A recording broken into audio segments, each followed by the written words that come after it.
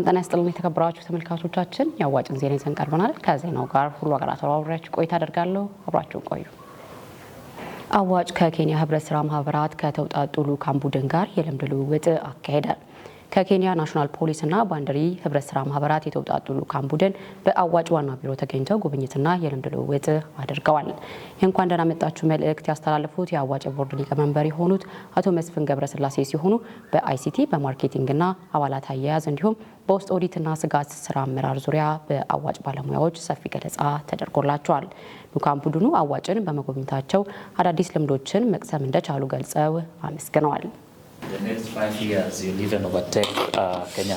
አዋጭ እያከናወናቸው ባሉት ስራዎች በትክክለኛ መስመር ላይ መሆኑን ለመረዳት ችለናል። በመጪዎቹ 5 ዓመታት ውስጥ ጥሩ ተሞክሮ ካለው የኬንያው ሳኮስ መብለጥ የሚያስችል ነው።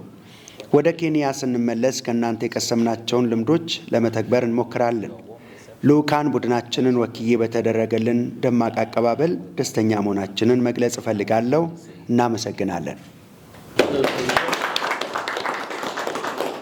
በተያያዘ ዜና የአፍሪካ የገንዘብ ቁጠባና ብድር ህብረት ስራ ማህበራት ኮንፌዴሬሽን ወይም አኮስካ ዋና ዳይሬክተር ሚስተር ጆርጅ ኦምቤዶ ከኢትዮጵያ ህብረት ስራ ኮሚሽን የፋይናንስ ልማት መሪ ዋና ስራ አስፈጻሚ አቶ ብርሃኑ ዱፌራ ጋር በመሆን አዋጭን ጎብኝተዋል።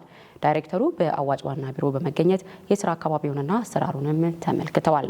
የአዋጭ ሊቀመንበር የሆኑት አቶ መስፍን ገብረስላሴ፣ የአዋጭ መስራችና ዋና ስራ አስፈጻሚ አቶ ዘሪሁን ሸለመ እንዲሁም በአዋጭ ከፍተኛ የስራ ኃላፊዎች አቀባበል ተደርጎላቸዋል። ስለ አዋጭ አመሰራረትና እስካሁን ስለደረሰበት እድገት አጭር ገለጻ የተደረገላቸው ሲሆን ዳይሬክተሩ አዋጭ እያስመዘገበ ያለውን ፈጣን እድገትና ለአባላት እየሰጠ ስላለው አገልግሎት አድናቆታቸውን ገልጸዋል። የዕለቱ መረጃችን የተከታተላችሁትን ይመስል ነበር። አብራችሁን ስለነበራችሁ እናመሰግናለን። ጤና ይስጥልን።